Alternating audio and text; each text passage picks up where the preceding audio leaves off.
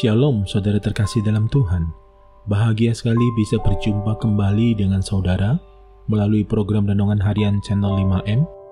Doa dari saya senantiasa menyertai saudara dan seluruh keluarga dalam masa pandemi saat ini, sehat selalu dan senantiasa aman dalam perlindungan serta pemeliharaan Tuhan yang ajaib.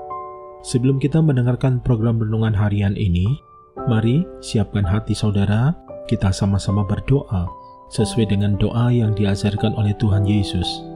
Bapa kami yang di surga, dikuduskanlah namamu, datanglah kerajaan-Mu, jadilah kehendak-Mu, di bumi seperti di surga.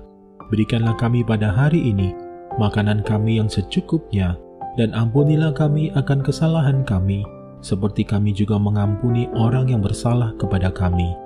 Dan janganlah membawa kami ke dalam pencobaan, tetapi lepaskanlah kami daripada yang jahat. Karena Engkaulah yang mempunyai kerajaan dan kuasa dan kemuliaan sampai selama-lamanya. Berkati firman-Mu ya Tuhan, dan renungan harian yang akan kami dengarkan ini, beri kami hikmat-Mu, supaya kami dapat memahami kebenaran firman-Mu dan mempraktekannya dalam kehidupan kami saat ini. Terima kasih Tuhan, dalam nama Tuhan Yesus kami berdoa, dan kami siap diberkati melalui episode ini. Amin. Saudara terkasih dalam Tuhan, pandemi COVID-19 yang sedang melanda dunia saat ini telah menciptakan krisis yang luar biasa. Banyak orang yang tidak tahan menghadapinya sehingga mereka mengambil jalan bunuh diri sebagai solusinya. Fakta menunjukkan bahwa pandemi COVID-19 telah menyebabkan banyak orang menjadi putus asa dalam menjalani kehidupan mereka, sehingga mereka pada akhirnya lebih memilih untuk mengakhiri hidup mereka dengan jalan bunuh diri. Bunuh diri didefinisikan sebagai sebuah tindakan sengaja yang menyebabkan kematian diri sendiri.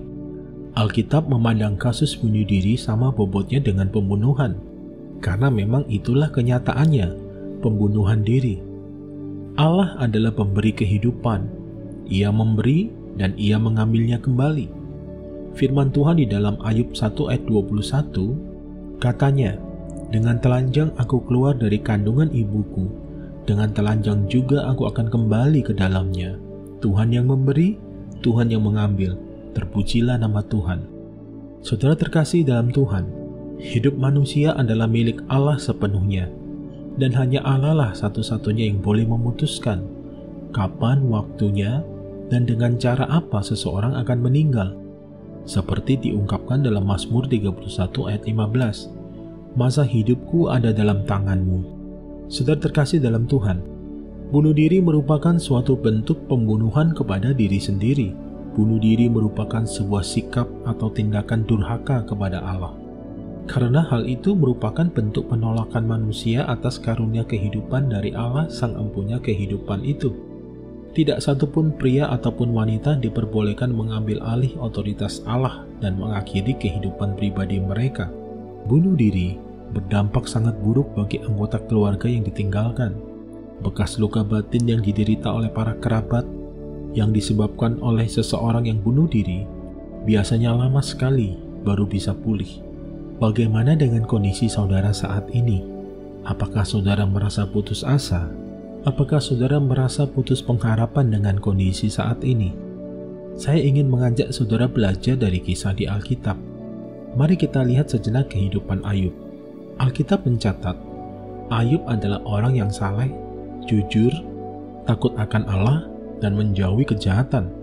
Ayub adalah kepala keluarga yang kaya dan beriman. Dia menyembah Allah yang benar. Ayub punya segalanya untuk menjadikan dia orang yang berbahagia.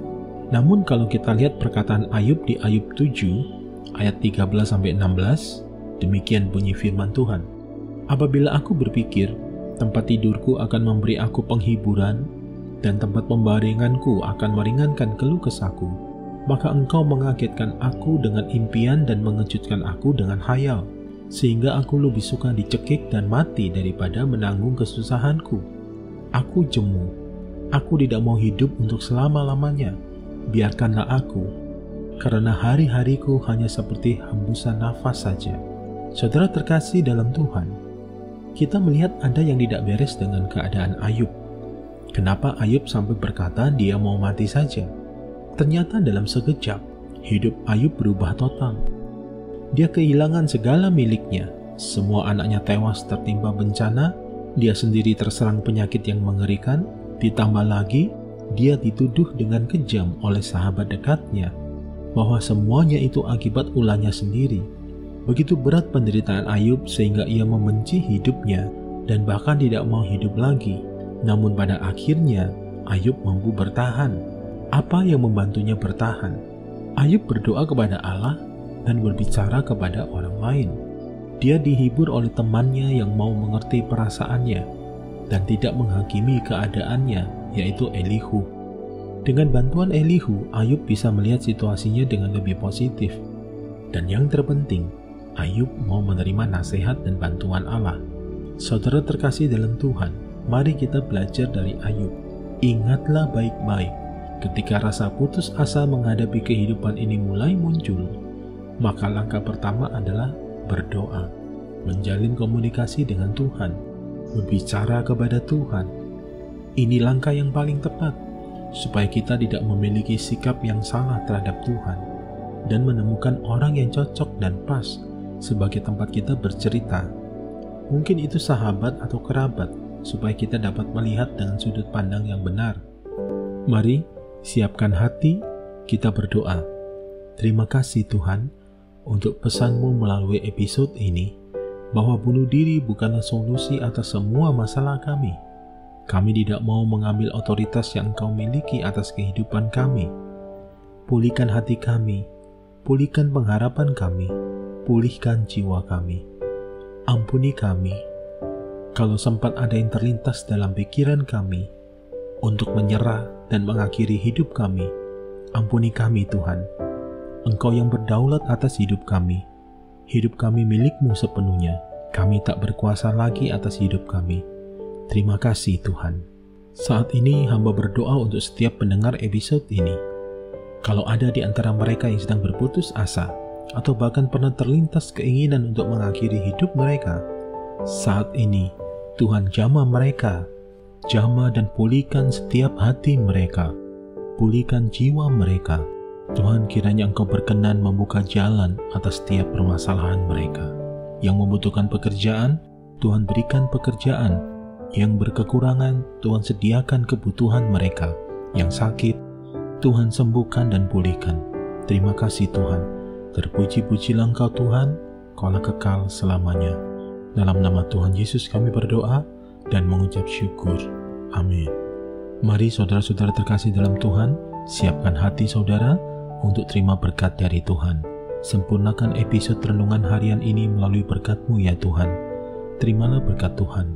Damai sejahtera, kasih karunia, berkat anugerah yang berlimpah-limpah di dalam nama anaknya yang tunggal Yesus Kristus Tuhan dan Penyelamat kita, di dalam persekutuan yang indah, yang manis bersama dengan Roh Kudus, memenuhi kehidupan setiap kita, saudara dan saya saat ini, bahkan sampai Maranatha, Tuhan datang kembali menjemput kita, dan kita semua akan hidup memerintah bersama dengan Dia sampai selama-lamanya.